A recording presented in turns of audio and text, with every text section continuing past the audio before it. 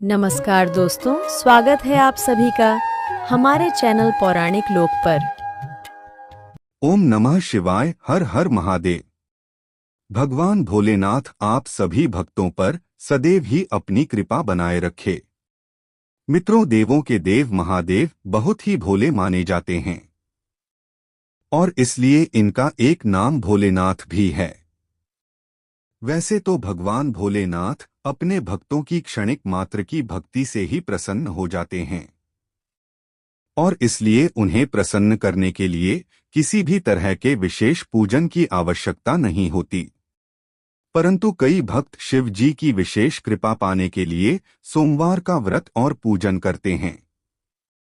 मित्रों, सोमवार के व्रत को लेकर मान्यता है कि इस व्रत को करने से भगवान शिव अपनी भक्तों की सभी मनोकामना बहुत जल्दी ही पूरी करते हैं।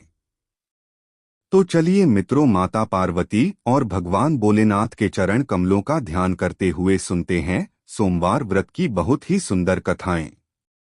तो मित्रों, पहली कथा इस प्रकार शुरू होती है। एक समय की बात है। इस भूमंडल पर एक अत्यंत प्रसिद्ध राजा चंद्रहास द्वारा पालित कांतिका नाम की एक नगरी थी। वहां पर धनेश्वर नाम का एक साहूकार और उसकी स्त्री रूपवती रहा करते थे। साहूकार का व्यापार दूर दूर तक फैला हुआ था और नगर के सभी लोग उस व्यापारी का बहुत ही सम्मान किया करते थे। साहूकार तथा उसकी पत्नी दोनों ही उस नगरी में सभी से बड़े प्रेम और आदर के साथ व्यवहार करते थे। उनके घर में धन धान्य आदि की कोई कमी नहीं थी। लेकिन उनको एक बड़ा दुख था कि उनकी कोई संतान नहीं थी और इस कष्ट से वे दोनों अत्यंत दुखी रहते थे। एक दिन एक बड़ा तपस्वी योगी उस नगरी में आया। वह योगी उस ब्राह्मण के घर को छोड़कर अन्य सब घरों से भिक्षा लाकर भोजन किया करता था, लेकिन रूपवती से वह भिक्षा नहीं लिया करता था। एक समय वह किसी अन्य घर से भिक्षा लेकर गंगा किनारे जाकर भिक्षा को प्रेमपूर्वक खा रहा था। तभी धनेश्वर ने योगी को देखा और अपनी भिक्षा के अनादर से दुखी होकर योगी से बोला, महात्मन, आप सब घरों से भिक्षा लेते हैं परंतु मेरे घर की भिक्षा कभी भी नहीं लेते, इसका कारण क्या है? योगी ने कहा कि निसंतान के घर की भीख पतितों के अन्न के तुल्य होती है और जो पतितों का अन्न खाता है वह भी पतित हो जाता है। क्योंकि तुम निसंतान हो, अतः पतित हो जाने के भय से मैं तुम्हारे घर की भिक्षा नहीं लेता हूँ। धनेश्वर यह बात सुनकर अपने मन में बहुत दुखी हुआ और हाथ जोड़कर योगी के पैरों पर गिर पड़ा तथा दुखी भाव से कहने लगा, हे महाराज, यदि ऐसा है तो आप मुझको पुत्र प्राप्ति का उपाय बताइए। आप सर्वज्ञ हैं, मुझ पर अवश्य ही यह कृपा कीजिए। धन की मेरे घर में कोई कमी नहीं, परंतु मैं पुत्र न होने के कारण अत्यंत दुखी हूँ। आप मेरे इस दुख का हरण करें। यह सुनकर योगी कहने लगे, हे ब्राह्मण, तुम चंडी देवी की आराधना करो, ऐसा करने से तुम्हें पुत्र रत्न की प्राप्ति होगी। साहूकार ने घर आकर अपनी स्त्री से सब वृत्तांत कहा और स्वयं तप के निमित्त वन में चला गया।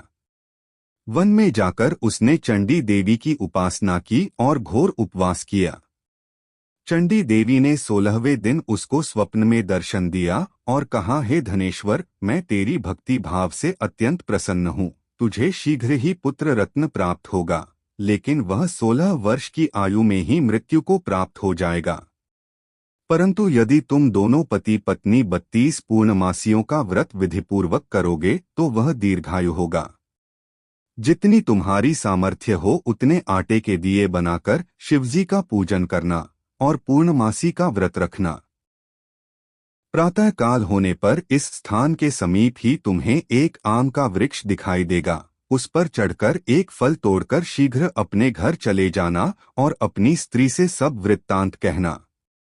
जब वह श्री शंकर जी का ध्यान करके उस फल को खा लेगी, तब भगवान शंकर की कृपा से वह गर्भवती हो जाएगी। जब वह ब्राह्मण प्रातःकाल उठा तो उसने उस स्थान के पास ही एक आम का वृक्ष देखा जिस पर एक आम का फल लगा हुआ था।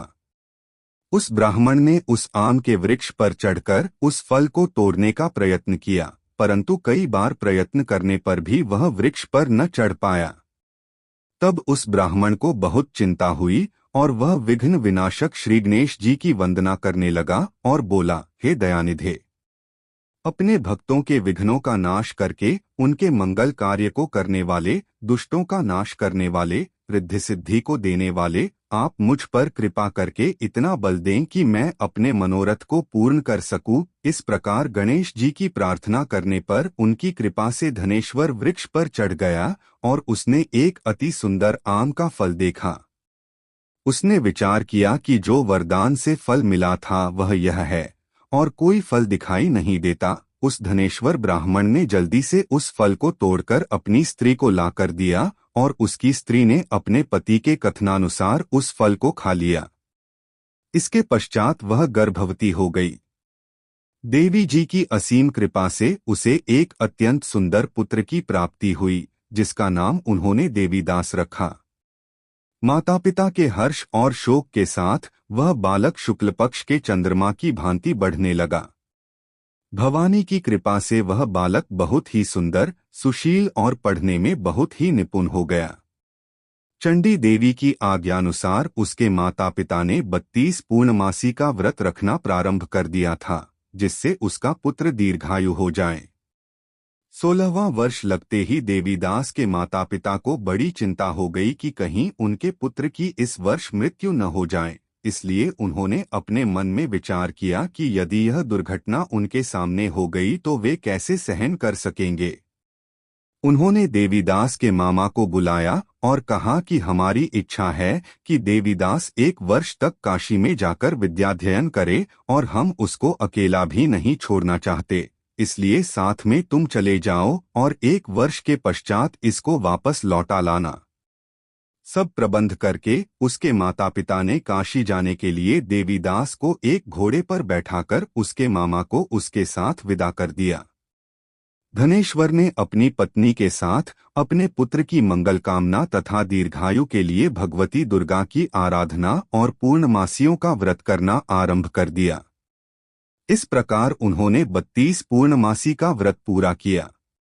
कुछ समय पश्चात एक दिन वह दोनों मामा और भांजा मार्ग में रात्रि बिताने के लिए किसी ग्राम में ठहरे हुए थे।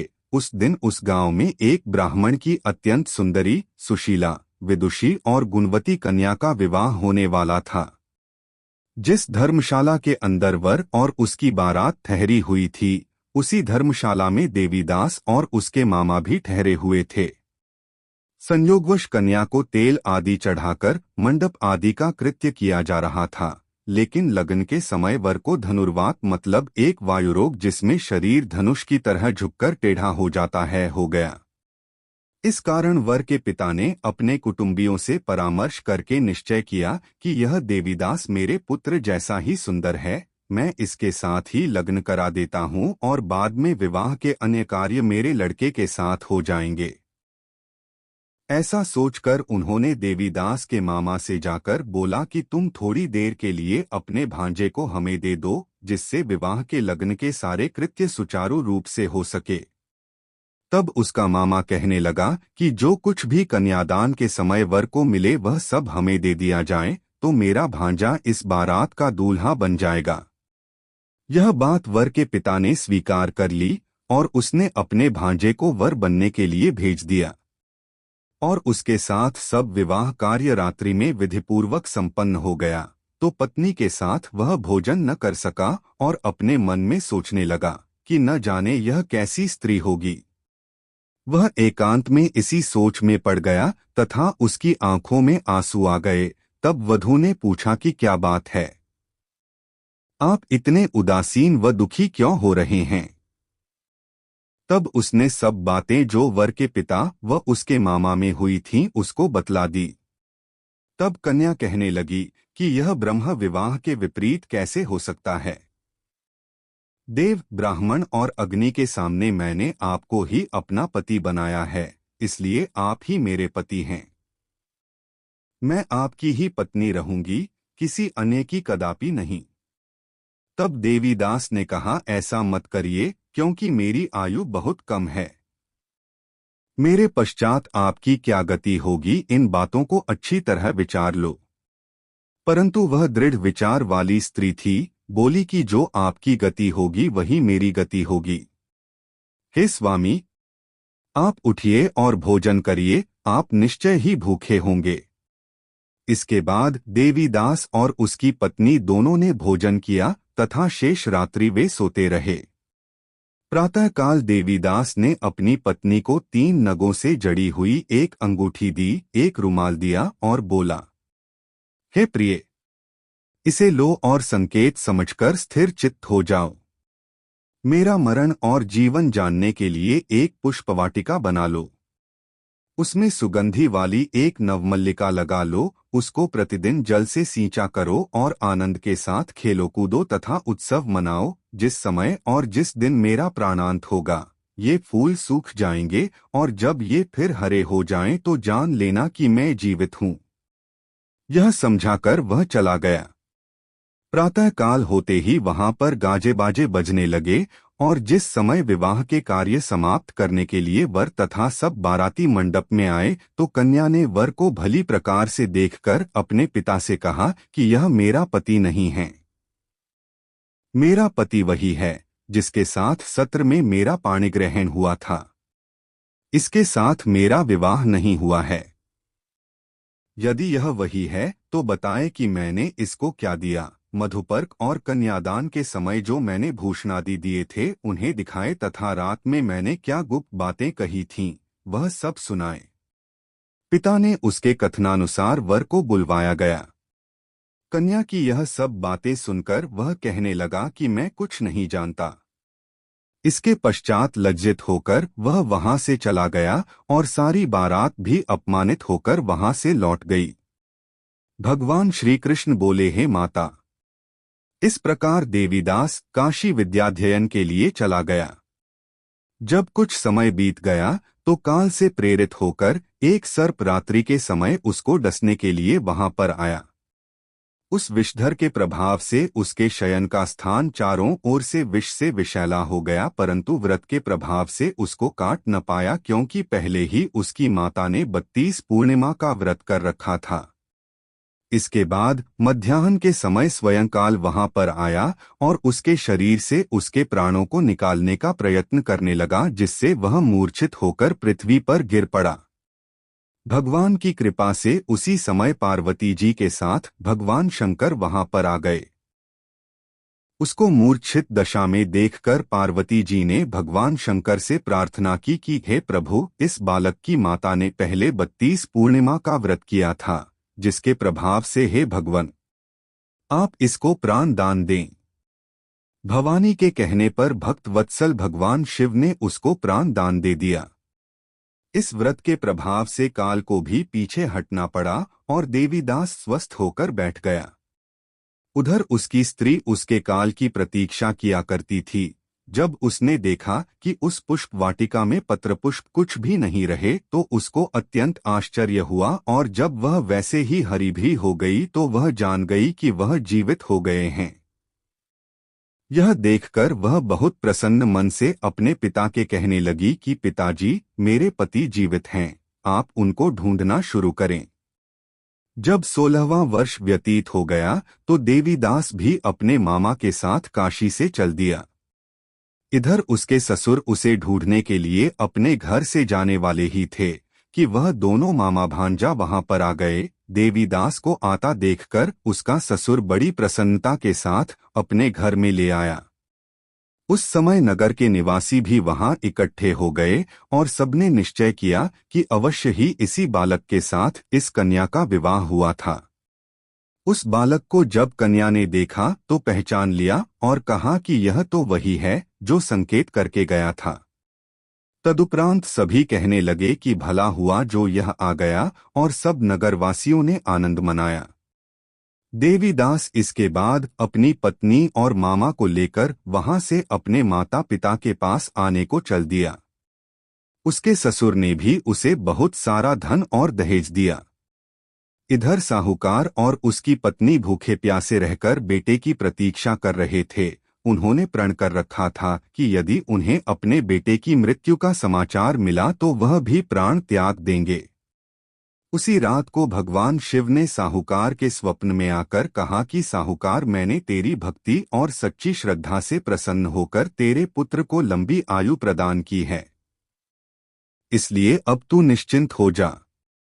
सुबह जब साहूकार का पुत्र अपने घर की तरफ चल रहा था तो उसके माता पिता को लोगों ने खबर कर दी और कहा कि तुम्हारा पुत्र देवीदास अपनी पत्नी और मामा के साथ आ रहा है।